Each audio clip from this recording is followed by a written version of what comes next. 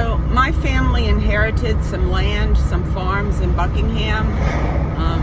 I believe it was a land grant one time, and there's a farm that my sister and her husband are buying called Afton, and it's 500 acres. And then there's Mount Rush, which is my cousin's, and that's 1,000 acres. So I just want to give back because, I mean, the slaves cleared those fields, they built the houses, so we owe it to the community to try to help. And my idea is to put up a camp for children that are having troubles at risk, wealthy and poor, so they can get to know each other. And I guess have that all summer. And we'll build log cabins along the perimeter of Mount Rush and get college counselors and do farm activities, have miniature horses and, you know, milking cows and swimming, fishing, campfire songs, bonding with the camp counselors and each other. And that would be formed into a trust, so the land would never be developed. I don't want to see it become a bedroom community of Charlottesville or Richmond. And I don't know how much longer my family can do this because they're not making any money having these small farms.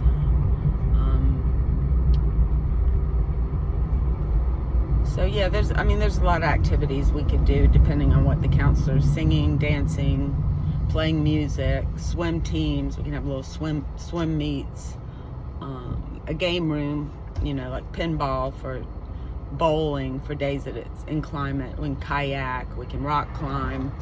There's just all kinds of activities. Even washing their own clothes and picking some of their own food.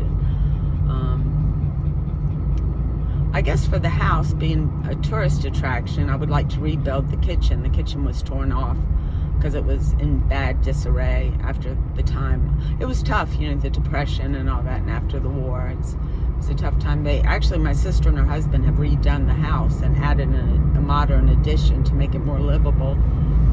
But, you know, if I were to buy that property, I'd invite the community to a pig roast. And, so yeah, for the summer camp, and of course you have to have insurance and all that, but you also sign a waiver about if the kids are around animals. I was thinking if they're allergic, we could have the allergic kids in one cabin so we could, you know, maintain their health.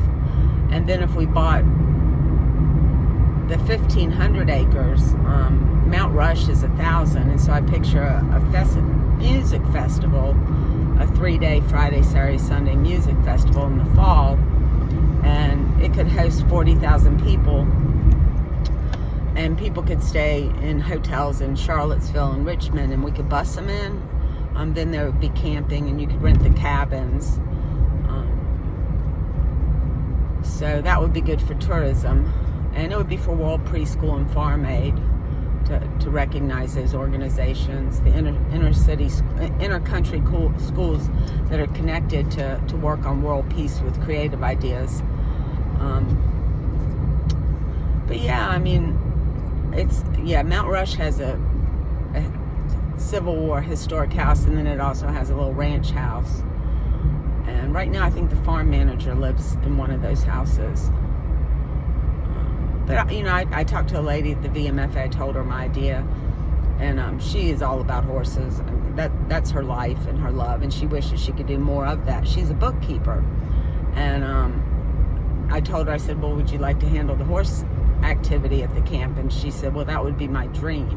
So just finding people that do the jobs that they love and help people.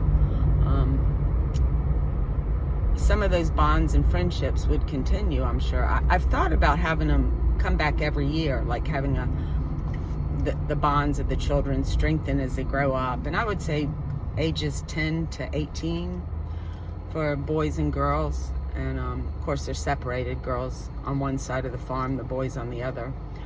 And I think what else? Yeah, I mean, this is a World Preschool project in the outskirts, kind of just a sideline that, because of what we have inherited in this country, that, you know, I figured that would be a really good way to give back. Thank you.